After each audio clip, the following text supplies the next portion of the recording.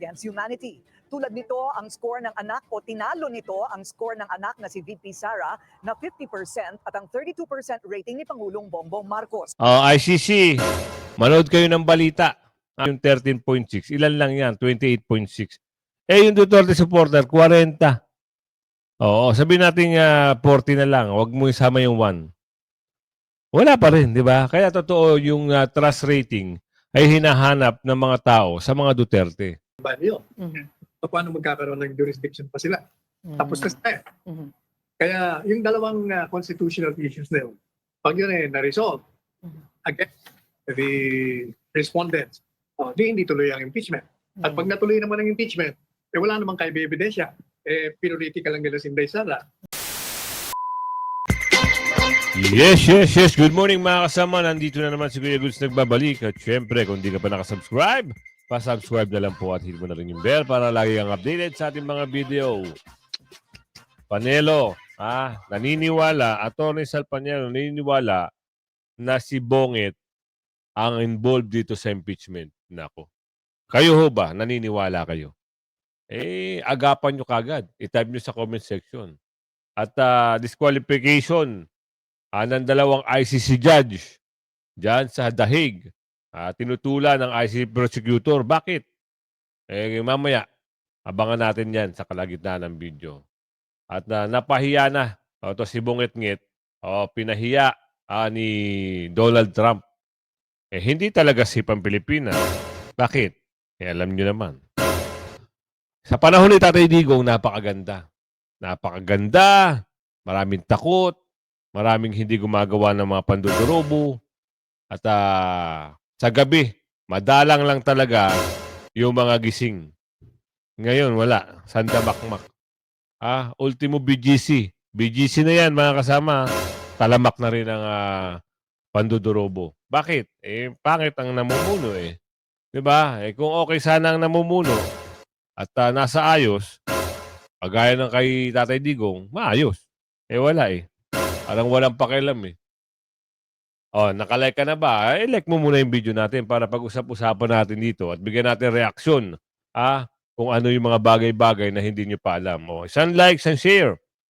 Samahan mo na subscribe at i-bell all nyo para nakakatanggap ka ng notification. Eto na, ipasok natin. Pakipagsanib pwersa ng mga dilawan sa mga pula. Naku, eto na ata. Yan nga yung ugong-ugong natin. Ugong-ugong yan noong nakaraan na talagang parang nagsasanib pwersa na ang dilaw at pula. Ano kaya itsura nun? Parang ang pangit. Pag pinagsanib mo yung dilaw at pula, yung kulay na yon, subukan nyo, bumili kayo ng pintura. Pagsamahin nyo yung kulay pula at kulay dilaw, ang lalabas pula pa rin. Mangingibabaw ang pula. Samantalang ang green, pag sinanib mo sa mangingibabaw ang kulay green. Ganun lang yun. Ipasok natin to. Sinabi ni Risa Hontiveros na bukas siya sa posibilidad na tumakbo sa pagkapangulo bilang standard bearer ng Liberal Progressive faction sa 2028. Sama-sama na I'm sila. not saying no. I'm open to all possibilities, aniya ni Senator Hontiveros. Yun yung hinihingi ko rin sa lahat ng mga kasama sa oposisyon or independent bloc, na maging bukas kami sa lahat ng possibilities at sa isa't isa, alang-alang sa oposisyon at alang-alang sa ating mga kababayan. Alam nyo, yung mga bagay-bagay na yan, may mga pangarap yan. Siguro, nangangarap siya na maging, sa 2028, maging Pangulo, Pangulo. Sabi natin Lorraine. Makikipagsanib pwersa. Yung isa, alam naman natin, anong kulay nun? Gusto rin may pangarap din. Aba. Hindi huwa-abante yan. Ngayon pa nga lang, tignan yung trust rating. Gusto nyo makita mamaya, ang trust rating ng Pangulong Duterte, at ng VP Sara, talaga namang nangingibabaw ang trust rating. Sa ngayon, tinututukan muna ni Hontiveros na lalo pang pag-isahin ang lahat ng oposisyon at independent na puwersa sa susunod na 9 na buwan. There will certainly May be plano na, no? Diba? Ang galing. Ang galing! a progressive or reformist alternative. So may at least third slate, may at least third candidate, aniya pa. Ang pagsasabi ni Risa Hontiveros na sila ang tunay na oposisyon ay pagkontra sa sinabi ni VP Sara Duterte sa isang pahayag na siya na ang tunay na oposisyon. Kasunod ng pahayag ni Risa Hontiveros na ito, nanawagan si Pangulong Bongbong Marcos ng courtesy resignation sa lahat ng cabinet member niya. Batay sa bahagi ng pahayag ni BBMI, it's time to realign government with the people's expectations. Giit ng Pangulo, hindi ito business as usual, dahil ayaw na aniya ng tao ng politika kundi resulta, we hear them, and we will act. Yan ang sinabi noong nakarang araw. Oo. Anong nangyari paglipas ng 12 oras, 24 oras? Naloko na! Pinagloko-loko lang pala tayo. Akala natin tunay na. Nagulat din ang sambayanan. Wow, makikipag-ayos na. Oo, pinagre-resign na yung mga gumawa ng hindi maganda kay Tatay Digong. Hindi naman pala. Fake news. Fake news lang pala ang nangyari. Di ba? Sabi ni Marcos ay, it's time to realign government with the people's expectations. This is not business as usual. The people have spoken, and they expect results, not politics, not excuses. We hear them, and we will act. This is not about personalities, it's about performance, alignment, and urgency. Those who have delivered and continue to deliver will be recognized. But we cannot afford to be complacent. The time for comfort zones is over. Pero ang realign at reconciliation pala na sinasabi ni Marcos Jr. ay Yan. hindi katulad sa inaasahan ng mga Pilipino, dahil iba na naman ang nangyari. Yun. Panuuri ng Isang palabas, isang pelikula, oo, kumbaga sa teleserye, comedy ang kinalabasan. Oo, kalagitnaan, nagagalit yung mga tao, pagdating sa dulo, katawa-tawa lang pala. Eksena nyo. Kaya, alam nyo, nakakarindi na yung mga gantong bagay, ano? Puro na lang magpakunwari. Ano? Magpakunwari. Nagkukunwari. Kunyari, ganto ganyari, ganto ganoon. Yung pala, ang ending, puro panlodorobo na naman. Panloloko na naman. ng full video para sa iba pang detalye na magsisimula naman pagkatapos ng maiksing intro. Secretary Intro. Lucas Burr samin na nakikinig si Pangulong Ferdinand Marcos Jr. sa gusto ng taong bayan pagdating sa isinasagawang cabinet revamp. Dagdag pa nito, ipinag-utos ng Pangulo sa 5 cabinet secretaries na nanatili sa pwesto na paigtingin pa ang pagpapalakas ng ekonomiya ng bansa. Naku po. Pagpapalakas daw ng ekonomiya. Anak ng tipaklo. Paano lalakas? Inuubos nga eh. Di ba? Wala nang natira eh. Paano palalakas? Wala nga investor na pumapasok dahil alam na may mga durobo at hindi sila kikita dahil sa mga durobo. Pansinin nyo mga kasama. Meron bang investor ngayon? Na malaki? Hindi kagaya nung kay Tatay Digong? Sandamakmak ang mga investor? Wala. Di ba? Paano yung ekonomiya kayo dyan? Ano nangyari sa mga big ticket project? Yung iba na wala ng pondo. Anong ekonomiya na pinagsasabi? Dito, mga Pilipino mas tiwala pa rin kay PRD. Totoo naman. Yan ang mga dapat nyo malaman. Tsaka ibang klase. Diba? Sa pamumuno ni PRD, sabihin na natin pinag-usapan yung ekonomiya. Yung mga investor noon, pumapasok talaga. Ito hindi maghahanap siya, maglalabas siya ng bansa, kung hahanap siya ng mga investment o investor para pumasok sa Pilipinas. Pag-uwi, wala rin dala. Kini-question ngayon, sabi doon ni Aling Medina, kino-question, labas kayo ng labas. Wala namang mga nakukuwang investor. Saklap. Di ba?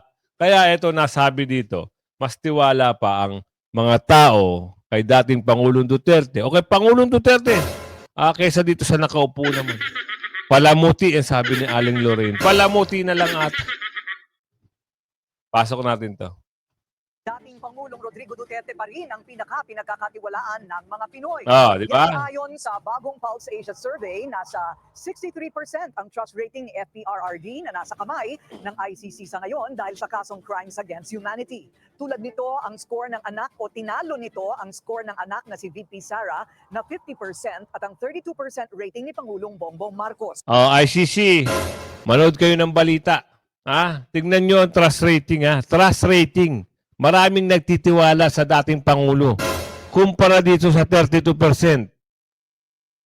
Tapos siya nasa ICC, ayaw nyo pakawalan ang Pangulo namin. Tignan mo, 63%. Naabantihan niya pa si BP Sara. Pero hindi naman problema yan kasi magtatayan. Ngayon, ang problema, ibalik nyo si Tatay Digong sa amin. Ito na binabalita na dito. Kung gumawa ng kasalanan niya si Tatay Digong, kung meron mang ginawang kasalanan, bakit pa magtitiwala ang tao? Sige nga, Aber. Isipin niyo mabuti. Mga taga-ICC, kayo, namumuro na kayo sa mga taga-dahig. Pinupuntahan na kayo ng mga kababayan niyo dyan. Pati mga Dutch. Nakikisimpatya na dyan kay Tatay Digong. Hindi pa ba sapat yun na prueba na walang ginawang kaso ang Pangulo namin? Nakakarindi na kayo 97% ang nakuhang trust ratings ng Magamang Duterte sa kanilang baluarte na Mindanao, habang 3% lang doon si PBBM. Isinagawa ang survey noong May 6 to 9, ang final stretch ng kampanya bago ang May 12 midterm polls. Di ba? Ano na? Ano sabi? Ang lakas ng rating ni Tatay Digong. Ano nangyari sa inyo ngayon? Di ba? Nakakarindi kayo, puro kayo panggigipit sa mga Duterte. Ito, papahiyain dito, napahiya ata Presidente Trump, pinahiya si Bungit-ngit. Kita nyo na. Ayan ang mga totoong balita. Ipasok natin ito. Pero pag-usapan muna natin mga kasama, kailan ba talaga uuwi si Tatay Digong? May nag-comment sa atin, sabi sa comment section, ayan kung meron kayong alam at informasyon dyan sa Dahig, pwede kayo mag-comment.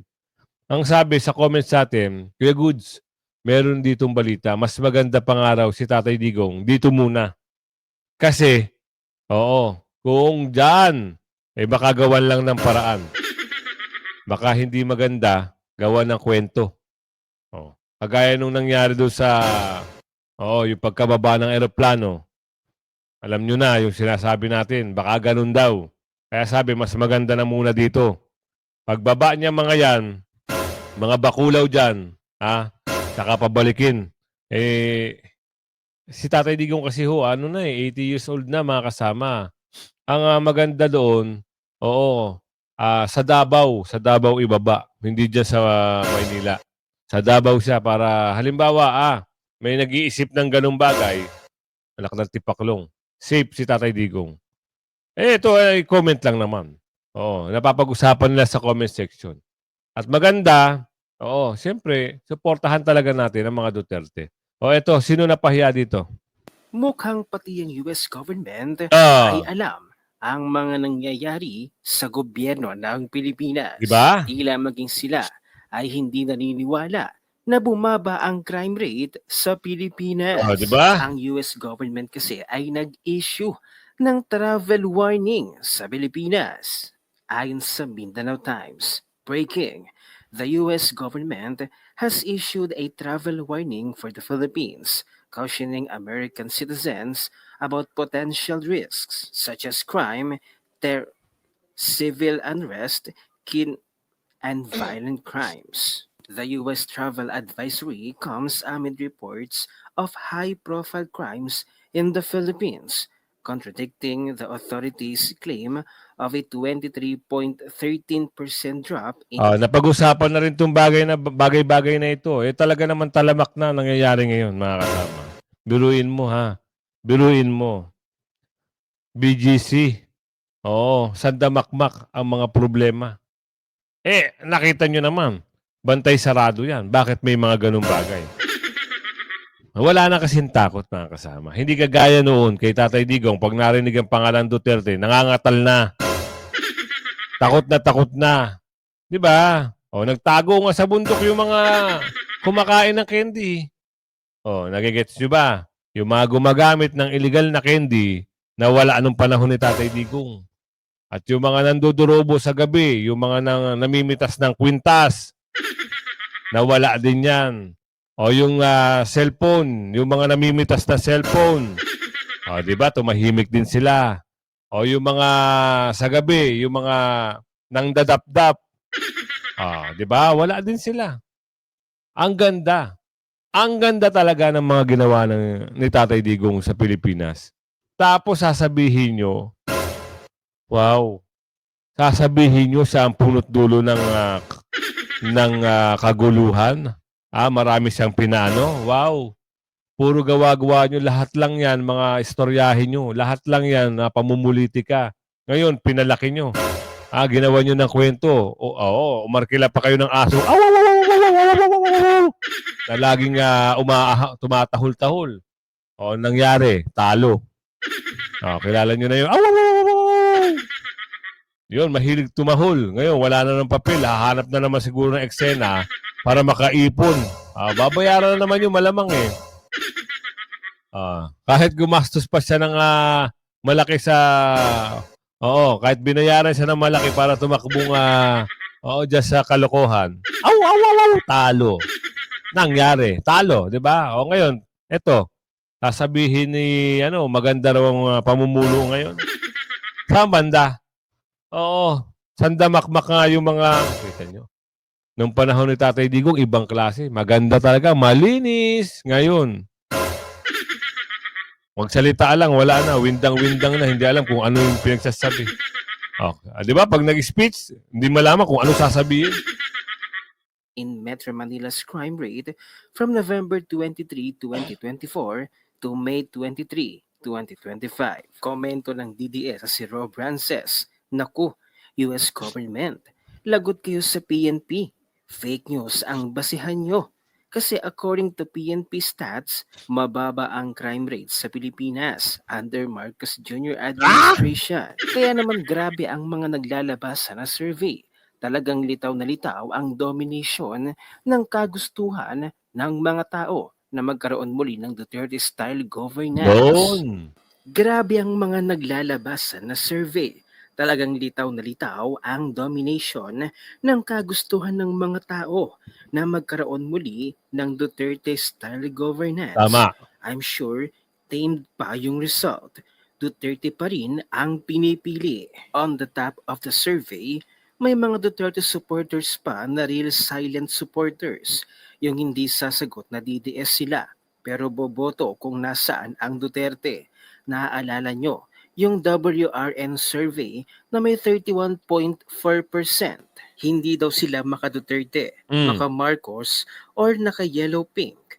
Where do you think they will go? I believe large part of that will lean toward Duterte kind of politics because a Duterte platform is pragmatic, realistic, and reasonable. A reasonable person will likely choose based on outcome.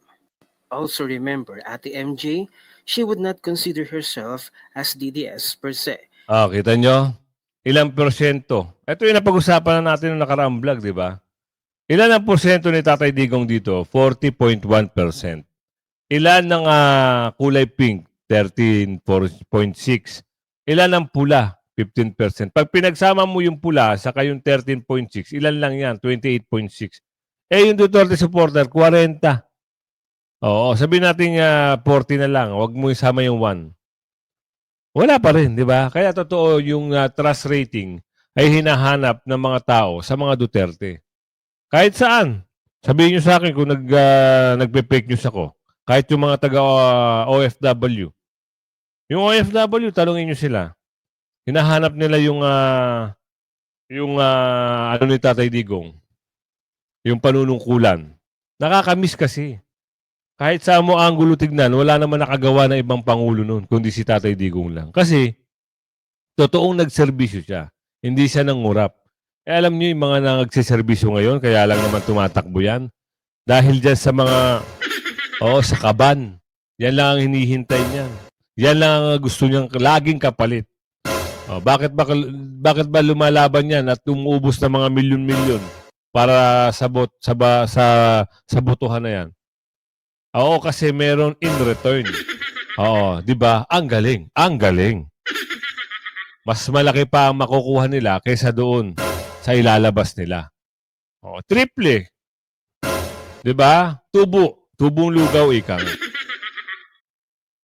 If asked in a survey, she would probably answer independent. Madaming ganyan. May caution pa ang mga DDS aside from those who openly consider themselves as one. That is why Senate must think of a way on how to manage House of Representatives. They have not been acting as a representative of the people.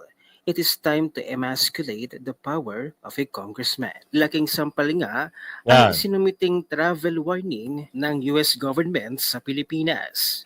Dahil patuloy nga nalaganap ang krimen sa Pilipinas. Tipin nyo travel warning sa Amerika. Yung mga magta-travel daw na papunta rito. Di ba nakakahiya? Ang gobyerno ng ibang bansa o gobyerno ng Amerika ay nagbabala sa kanilang kababayan na mag-ingat. Di ba nakakahiya? Sa panahon ni Tatay Digong, wala. Walang ganyan, malaya. At saka isa pa dito, ang nakakabilib. Di ba kahit sa Davao, nung panahon, given naman yung sa Davao, sa Maynila na lang. Talagang yung mga dorobo na mahilig mambiktima ng mga foreign national. Yung mga gumagawa ng mga pandudorobo dyan sa mga banyaga. Yung alam nyo naman, di ba? Walang ganun. Walang ganyan travel warning. Ngayon meron. Bakit? Pangit siguro ang nakikita ng yung imahe natin ngayon. Imahe ng bansa ngayon sa kanila, hindi maganda o hindi kaaya-aya. Ayon sa video, tayo nagre-reaction lang naman. Talagang kung ganun, meron talagang implikasyon kung sino ang namumuno. Diba? Dapat unahin mo. Sa bagay, sa Maynila, mga kasama, pag upo ni Yorme, balik normal na naman yan. Nakita nyo nga, pinlasing na kagad ang Divisoria at yung mga inayos na niya Parang si Tatay Digong lang yan Inayos niya na. Ibig sabihin, itutuloy mo na lang. Hindi rin ginawa ng babae. Bagkus ano nangyari? Di ba? Ngayon, babalik na naman si Yorme, aayusin niya na naman. Baka na naman may sabihin na naman yung iba. Shoutout sa iyo, Yorme.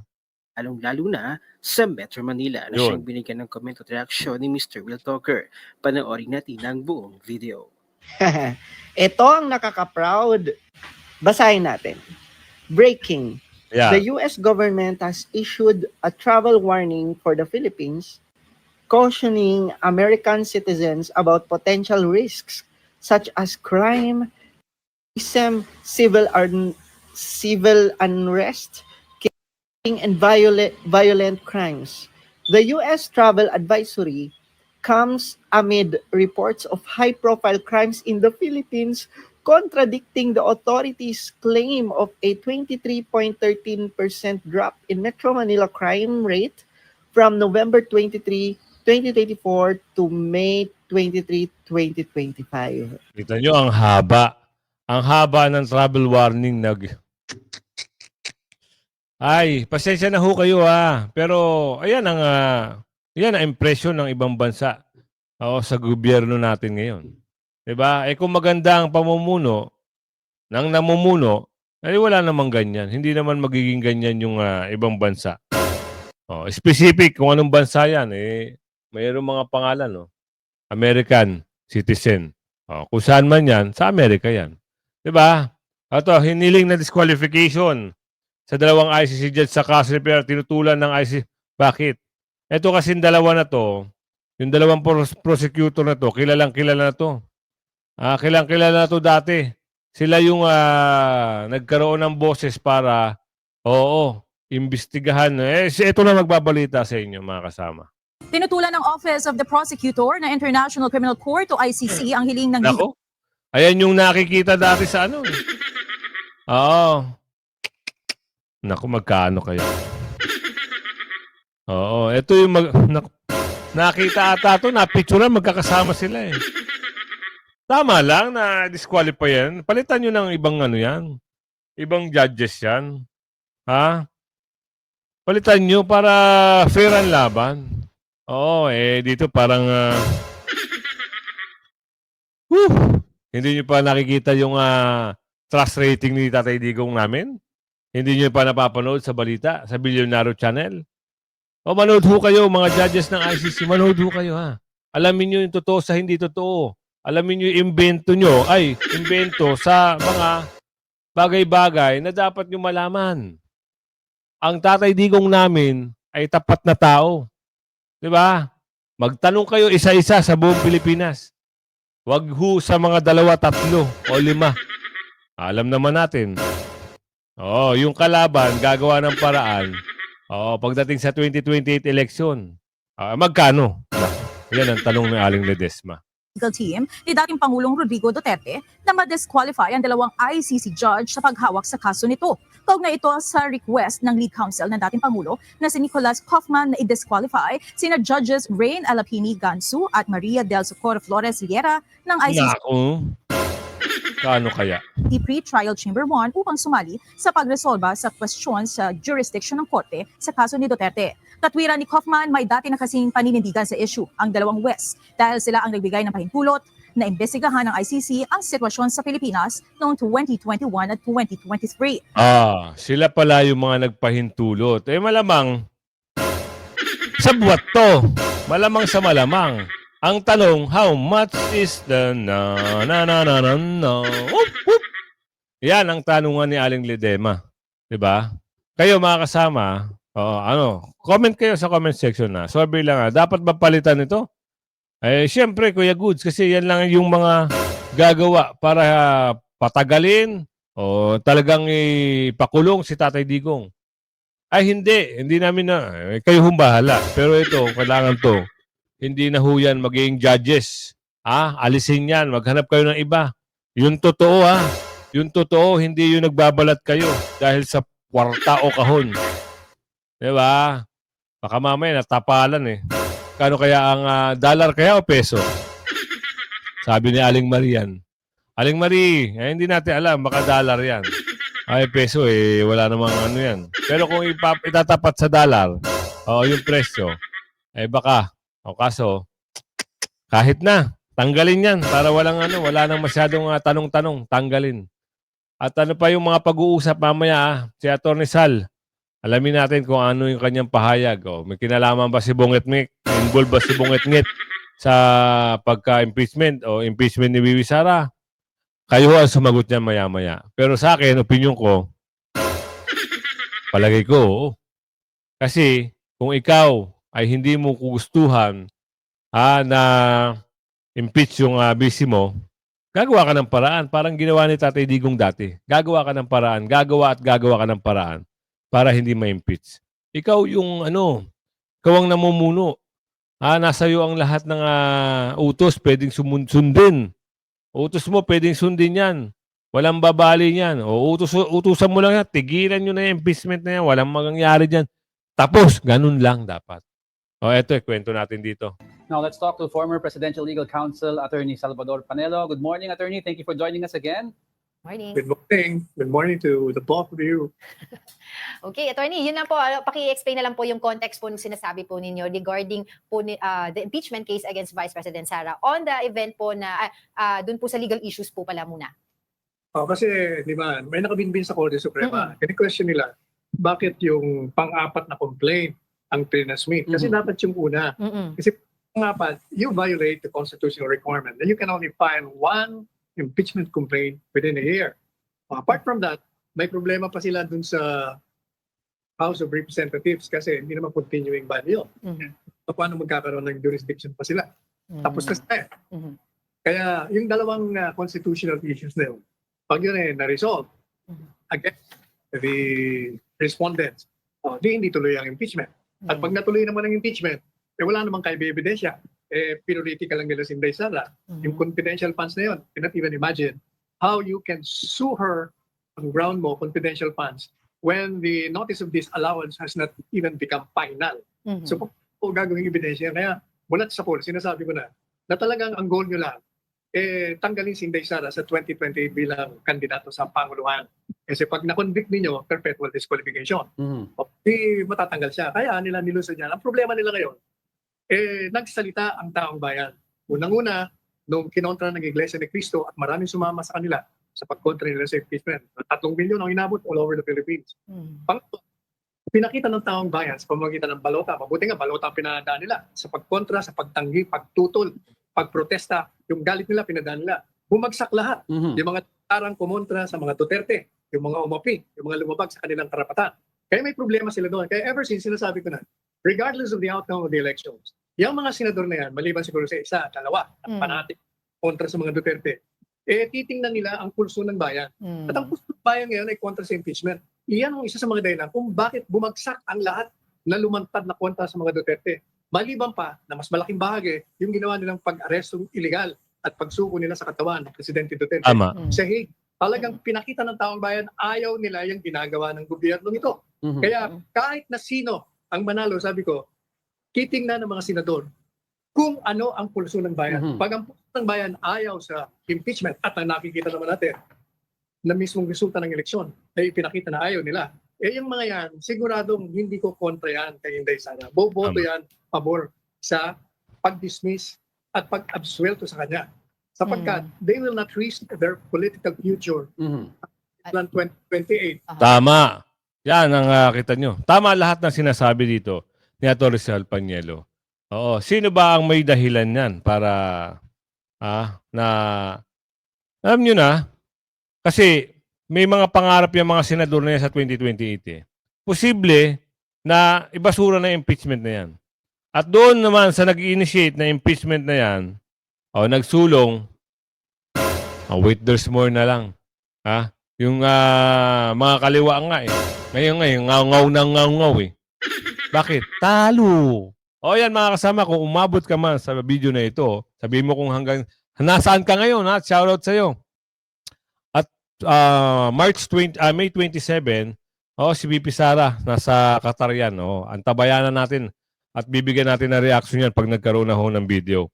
At sa May 31, sa The Hague, big event, plus yung mga bansa pa na magkakaroon ng mga event. Antabayanan natin dito sa Mars kung magkakaroon. Hanggang sa muli, bye-bye. Big shout out sa iyo kung saan ka man nandoon. Oo, sabihin mo sa video na ito. Sabihin mo sa comment section. Bye-bye.